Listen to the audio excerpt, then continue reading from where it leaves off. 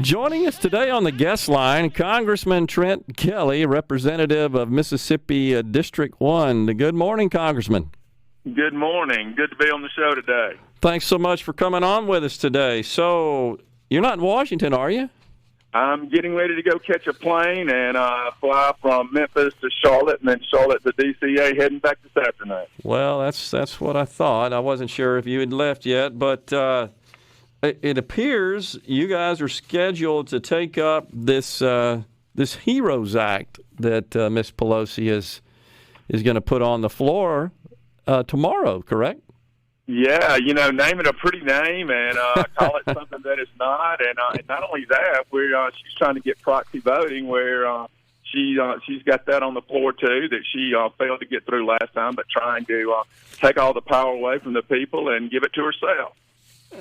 I mean, that just seems to be her MO of late, for sure. It's almost like she's envious that the president is the president and has a higher level, shall we say, higher seat in government than she does.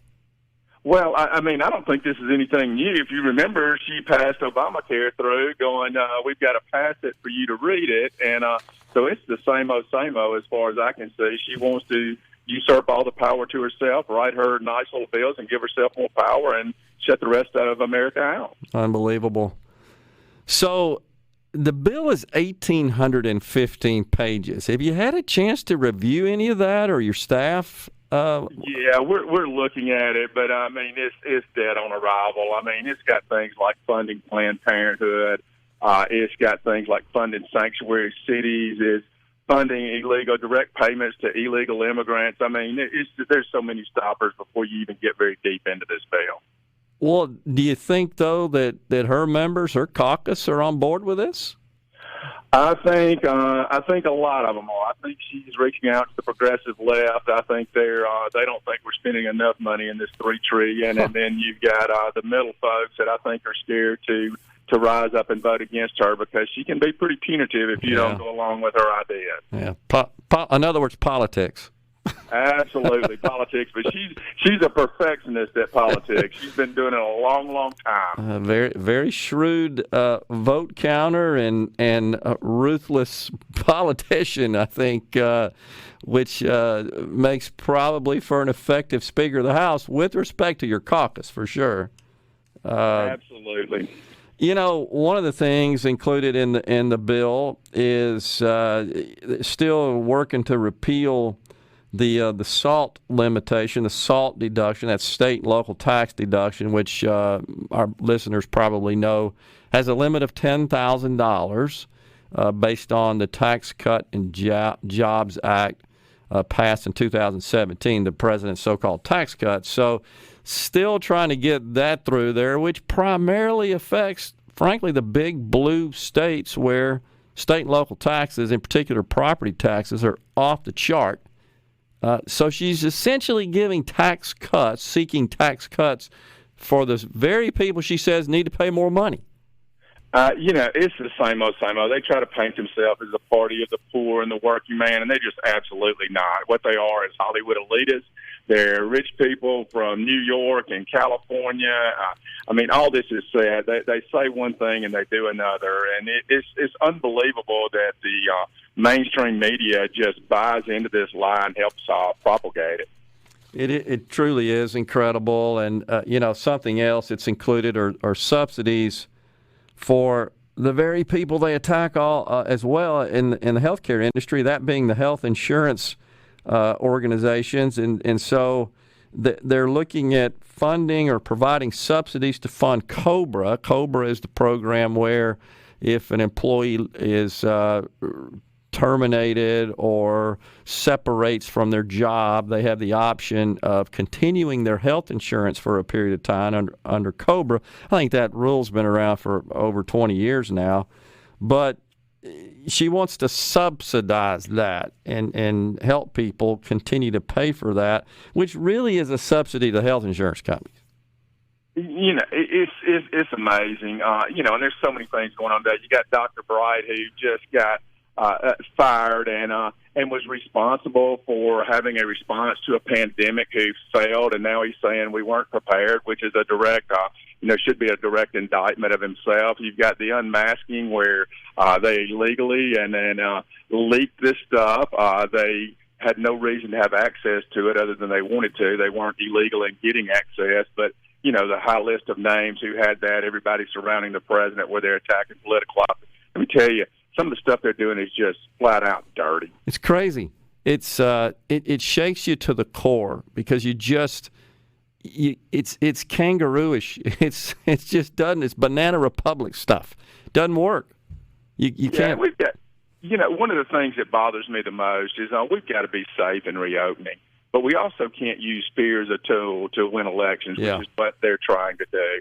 And so what we've got to do is we're smart as Americans. I trust my constituents to know and go do the safe things. We've got to open back up in as safe as a possible way. But let me tell you, there's nothing that is risk-free in this world, and they're trying to be risk-free and use it as a tool to win an election by scaring everybody to death. Well, that plus so many congressmen, and we're visiting with Congressman Trent Kelly, Mississippi's 1st District, it just seemed to derive perverse pleasure from being in this situation where they're ordering people and they're controlling their lives. The governor of Washington State, Inslee, is laying out a statewide contact tracing plan where it sounds like he is expected to force people to participate or suffer the consequences. This is crazy. They want to do away with your constitutional rights. They absolutely do. But I hope they were paying attention to us flipping that seat on Tuesday in California, and also re-getting the seat, Tiffany winning that up in Wisconsin. But it is unbelievable. They will take away every right that they can because what they want is socialism. Yeah. It shouldn't surprise anyone that they want to do away with your constitutional rights and to have big government overwatch you. This is some scary stuff that they're doing. Yeah, and did you notice that the governor of California, Newsom, it was okay to have these polling places open and crowded with people in the Democrat-leaning areas to get this election done. But, on the beach, you can't sit down, but you can fish. I mean, is that just not politically motivated or not? But I tell you what, they got their tail beat out there, didn't they? They did. That's the first time we flipped a seat in California in 25 years. Of course, we had that seat a term ago, but it was one of those, I think it was their ballot harvesting where they won about 10 elections after 2 or 3 weeks after Election Day that we led by 4 and 5 points on the night of election. It's unbelievable how far they'll go to cheat in California, and we've got to get that under control. Yet we got Nancy Pelosi wanting to throw in election laws so that everybody else can be just like California so they can continue to count votes until they win. Look, it's just about impossible, is it not, to win a seat in California without ballot harvesting? It absolutely, it's unbelievable, and they want to do that. I mean, this is part of what Nancy Pelosi wants to do. They try to get on this election law. Have no doubt, what she wants is federalize elections, just like California, so they can harvest votes until they win every election.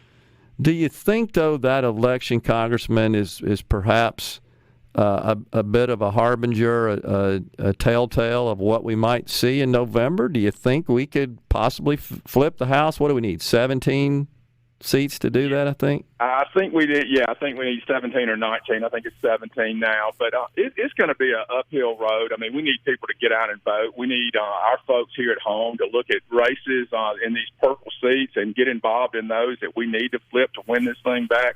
It's going to be an uphill battle, but we need to win the House back unless they want more Pelosi. Man, we're getting our bumper stickers out. Fire Pelosi. We need to get rid of her.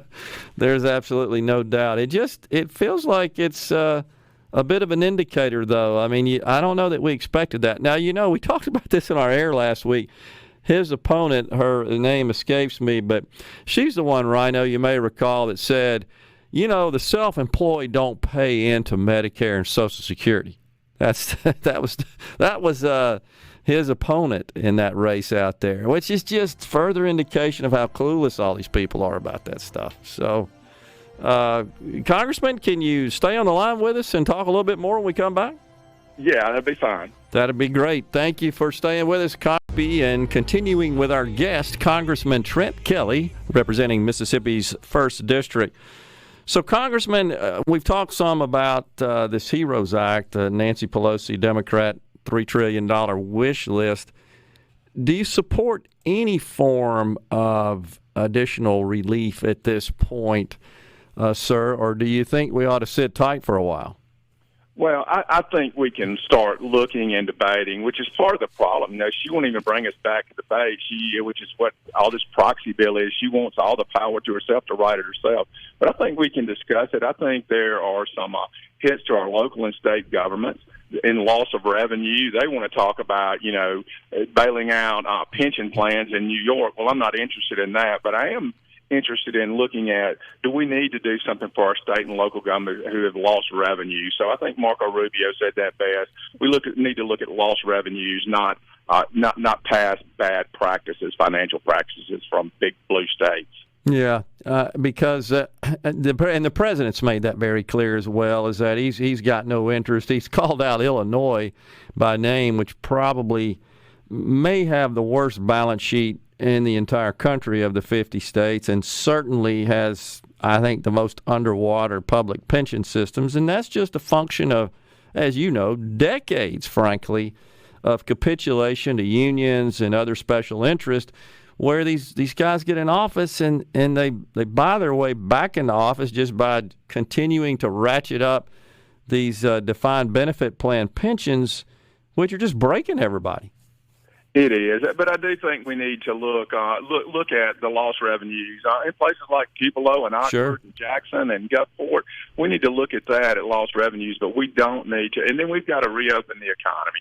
We've got to do it in as safe a manner as possible. We've got to get people back to working, because otherwise the revenues are going to continue to be down in these state and local governments. Yeah, absolutely, and I think those are legitimate because essentially it was the White House's guidance. It was the federal government's guidance which led to the shutting down of the economy. And that's a whole other debate. But naturally, that's going to cause a deficiency in revenue to public sector entities such as our state. I think our economist has forecasted $550–600 million shortfall this fiscal year, which ends the end of June. And so the federal government coming to the aid of states and cities and municipalities, even public universities, I think it has some merit to it, but we don't need all this nonsense in that bill this time. We don't. And again, that goes to, we need to put it in the right committees. We need to debate it. We need to talk about it. We need to look at the pros and cons. We don't just need Nancy Pelosi sitting at home at the Bay and writing legislation that bails out all her buddies and friends and cronies. Yeah. And, I know you and I think the Republican caucus in general are all on board with trying to block that. And then, of course, we have the Senate as a firewall. But why can't we just get around the table, and maybe this is a crazy rhetorical question, obviously, but just to work out what makes sense and leave all this wish list nonsense out of there? Do you think the likes of the Squad and AOC and those folks are driving her to some extent? It is, and it's all about politics. I mean, let me tell you, I was a city prosecutor. I was a district attorney. I prosecuted domestic violence cases. I mean, so many. But they're throwing this money. Everything is about political messaging. And so they'll try to say, if you vote against this bill, you're against doing something for domestic violence. Well, nothing is more further than the truth. I've prosecuted those cases. But they're just trying to political message, and she's trying to win elections instead of trying to reopen America and to do what's greatest and best for America. And if I'm not mistaken, I think there's some link in this particular legislation to the this Safe Banking Act. I don't remember the acronym, but I believe that has to do with allowing marijuana dispensaries, which are for recreational purposes, certainly, and also for medical, are legal in many states. But evidently they're unable to establish banking relationships, did not therefore participate in the PPP, and they're trying to address that in here. Yeah, I forget where I saw. I think it was on Fox, where she mentioned marijuana more times in her bill than she did reopening the government or the economy. Isn't that amazing? Now, that doesn't mean that there aren't some things with banking that need to be looked at, But at the end of the day, when that's more important than reopening the economy, that's crazy. 68, I think, is the count. I did a little scan of the legislation last night. But does that belong in here at this point, though? It just seems like that's a whole other debate that just doesn't meet the smell test for this particular situation. I think that's the whole point. I don't know if it belongs or not because we haven't had time to debate and see what the actual – we can read the text of a 1,800-page bill, but we don't have any idea what's in this, and it hasn't been debated. We don't know all the intricacies of it, and she doesn't want us to. She wants to do just like she did Obamacare. She wants to pass it, and then we can read it and see what all the issues are. Well, maybe she expects that the members will treat the legislation the way she did Obamacare, is just not read it and pass it and see what's in it later. Maybe that's her expectation at this point, which really, frankly, wouldn't surprise me. Because 1,800 pages is a little bit of labor to get through that. I did last night. I scanned it looking for some high points, but it's just incredible, all the stuff in that thing. And I mean, you can read 1,800 pages in 2 days, but you can't process. No. You can't dig into detail. You can't go read other sources that talk about it. It's amazing just the depths that she'll go to. So it's all election based. Absolutely. So one of the things, Congressman, is there's been some guidance issued with respect to the PPP of late from the IRS. I think just last week, it may have been the week before, but nonetheless, it's fairly recent guidance about how expenses are to be treated. So the grants themselves are not included as taxable income to the businesses, but the expenses that they are used for, such as payroll, utilities, rent, etc., the IRS has now said, well, those are not deductible, meaning you wouldn't get the tax benefit of the expense incurred by the business. Is there some talk on the Hill about possibly addressing that and cleaning that up? Yes, we're talking on that, and we're trying to. You get these big bureaucracies, and what they want to do is, if they don't like the guidance that they get, they just rewrite their own and try to take it to court and fight it out forever. And the bottom line is they just don't want to go along. And so I think there will be a lot of talk about that, and we will try to give some relief to our small businesses. Well, I know you realize that, but businesses, they need visibility. I've heard some now say, well, I just think I'm going to send it back on that basis. I know another thing that's come up is if you got more than $2 million, you now have to prove that you truly were in need of the relief, because if you had a balance sheet that suggested that you were solvent enough, I guess, or had enough assets to weather the storm, well, then this may not be a forgivable loan. I've had a couple of local business folks that are sizable organizations, retailers, that were shut down. They took the loan, got more than $2 million. Now they're thinking about giving it back so they don't run into that crazy audit situation. Yeah, I've talked with our leadership, and I've talked with the Secretary of Treasury on this, and I've let them know, I don't mind auditing to make sure that people needed the loans in those large amounts. That being said, it's not very hard in Mississippi for small businesses to show that they had legitimate losses, and had they not taken this loan, that they would have been in a much worse position. So that's what we want them to do. We don't want people abusing the process, but we do want people, and it's not hard to show a legitimate financial loss during the circumstances that we're facing now, and that's what we want them to do. Oh, absolutely. Something else I want to ask you about is this requirement that the states match the federal monies given to them to help with elections, conducting elections. It's expected that that's going to be a much more expensive endeavor, given the precautions that we're having to take.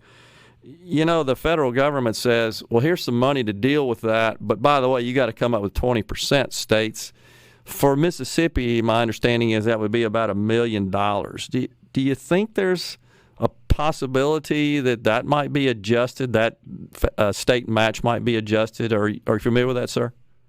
Yeah, I am, and I think we have to definitely look at that. I mean, we're sitting here on one hand, and they're wanting to bail out blue states who have mismanaged money, and on the other, we're going to try to penalize states for loss of revenue. And so I think that definitely needs to be debated and looked at, and we don't need to necessarily have the matches when when in fact, I mean, we know that we have lost revenues in states. They're just not capable of doing that. Yeah, one concern I have is Florida is yet to sign up for that, to accept that money, because they're holding back on the match. And Florida, as you can imagine, coming up in November is likely to be the deciding state with respect to the presidency and control of the Congress. I know it's. I'm telling you, and of course you can't trust polls anymore because they're so wrong all the time in all these states. But we've got a fight on our hands, both for the presidency and for each of these House and Senate seats. And I think people in America need to understand, if they want freedom and they want an America that services the people rather than a few elitists, they need to get out there in this November, and we need to take the House. Congressman Trent Kelly, our guest today. Thanks for putting up the fight for us and representing us well from Mississippi, sir. Thank you, Congressman. We'll talk to you again.